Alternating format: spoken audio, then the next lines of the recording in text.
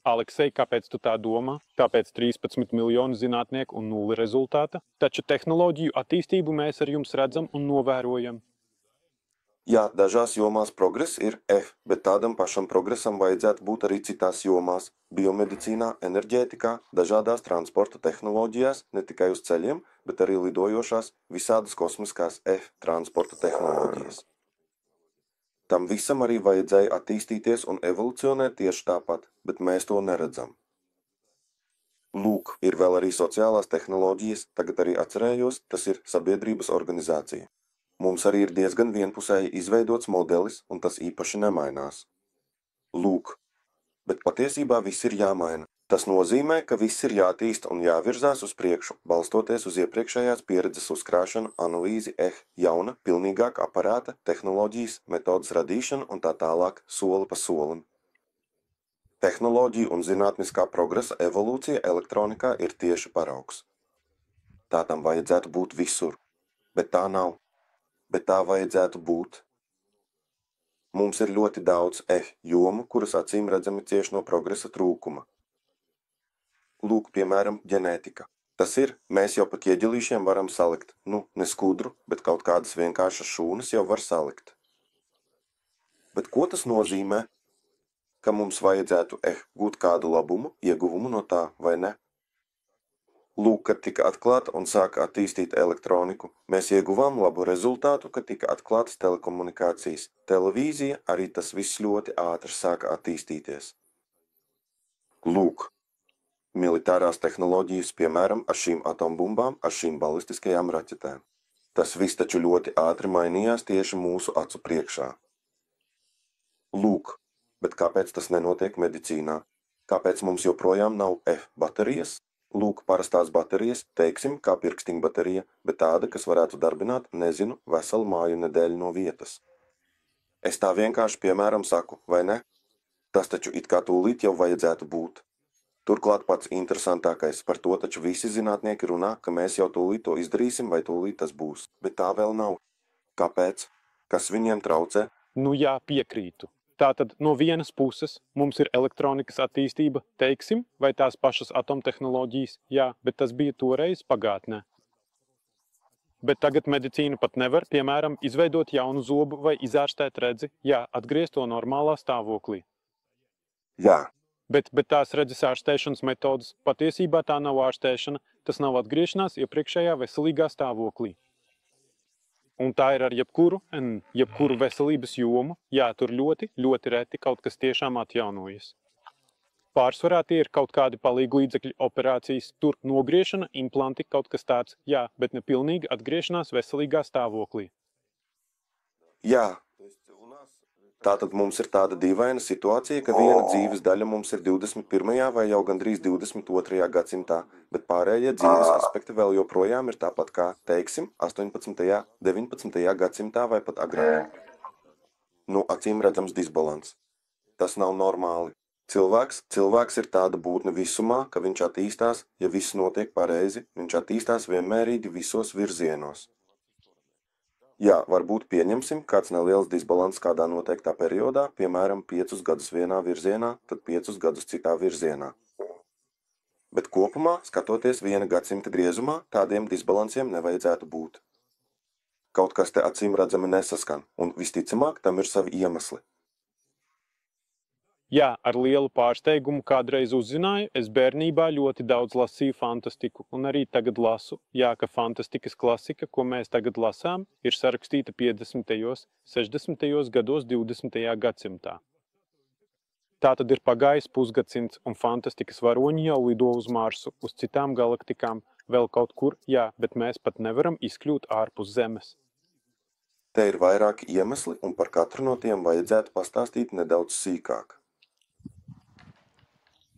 Tātad pirmkārt pats galvenais iemesls iespējams ir tas, ka mūsdienu zinātnes uzdevums pozicionē sevi kā brīvas meklēšanas māju, brīvas domas māju. Bet patiesībā tā nemaz nav. Ja mēs mazliet ieskatāmies tuvākajā, vairāk vai mazāk dokumentētajā vēsturē, zinātnes projekta izveides vēsturē, tad zinātne būtībā kāda tā ir šodien, ir vācu projekts. Tas ir tīri vācu izgudrojums, tieši patiesības meklējumi, spriedumi, eksperimentu atkārtošana. Tas viss, teiksim tā, ir vācu skola. Tā neatiecas tikai uz Vāciju, tas ir, teiksim, kopīgs pieejas veids. Šī skola izauga no baznīcas. Tātad būtībā zinātnes projekts tika veidots kā antagonists, kā pretmets baznīcas projektam. Baznīcas projekts, baznīca, jebkura reliģija, tās centrā vienmēr ir kas, tas ir Dieva personība, kas visu ir radījis. Tātad kāds rada kaut ko un kādu. Tomēr zinātne sekoja precīzi spoguļotam projektam.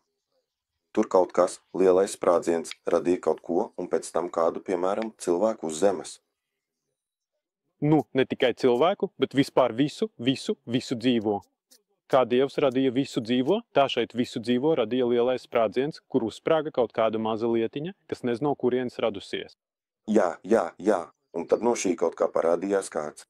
Tātad ievērojiet, tā ir zinātnes paradigma, jo, ja jūs klausīsieties jebkuru interviju ar jebkuriem zinātniekiem, tad viņiem tas caurvīja kā sarkana diega līnija. Ja mēs atrodam kaut ko neparastu, piemēram, nav svarīgi, vai tas ir uz mēnesi vai kaut kur tuksnesī, kustīgi akmeņi vai vēl kaut kas. Vai arī kādi dīvaini procesi, viņi vienmēr meklē, kas to varēja izraisīt. Tātad kāds process to ir darījis. Viņi vienmēr izslēdz iespēju, ka to būtu izdarījis kāds. Tāpēc zinātnes pasaulē, teiksim, visādi citplanētieši jau paši par sevi ir anekdote, jo pati viņu koncepcija to noliedz. Lūk, man vispār ir smieklīgi, kad mūsdienu zinātnieki mēģina atrast citplanētiešus. Viņiem nav tā pareizā reliģija, nav tā pareizā baznīca, viņi kaut ko meklē. Viņi lieliski atradīs procesus, bet teiksim tā, ja jūs iznākot no mājas redzat, ka puķu dobe, kas agrāk stāvēja savā vietā, tur stūrī pie ieejas, pēkšņi ir par metru pārvietota, vai ne? Tad zinātnieks meklēs procesu, kas to pārvietoja. Viņš nemeklēs kādu cilvēku vai citplanētieti, kas to pārvietoja.